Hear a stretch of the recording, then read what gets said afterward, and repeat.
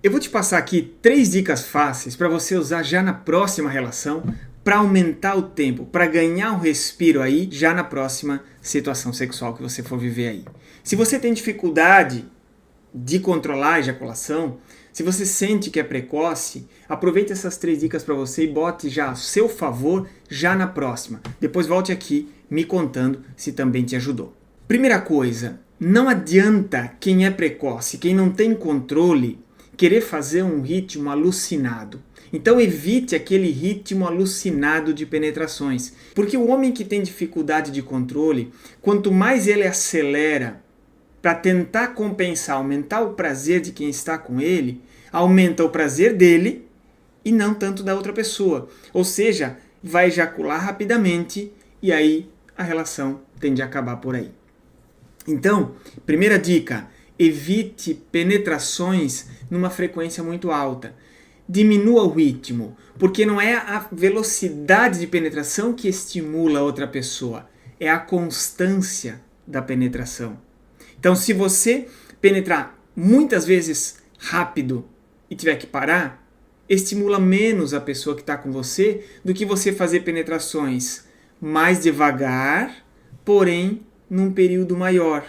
Então veja, não é a velocidade, é a constância do estímulo que excita a outra pessoa também. A segunda dica, evite aquelas posições que você sabe que vai entrar em fria. Aquelas posições que são altamente estimulantes, altamente excitantes para você. Então, aquela posição, de repente, se de 4 é muito estimulante, evite já na entrada do sexo, logo de cara, começar com essa rotação muito alta, ou seja, com essa excitação muito alta que tal posição ou tal posição desperta em você. Se é a posição em pé, de lado, de concha, se ela cavalgando, se ela em cima de você, embaixo de você, a de 4 que eu falei, ou qualquer outra posição, identifique aquela que faz você bambear aí. Essa deixe para mais depois, no final do sexo. Não comece usando essa posição logo de cara, porque a tendência é te jogar para cima muito rapidamente e aí, se sobe muito rápido, vai descer muito rápido.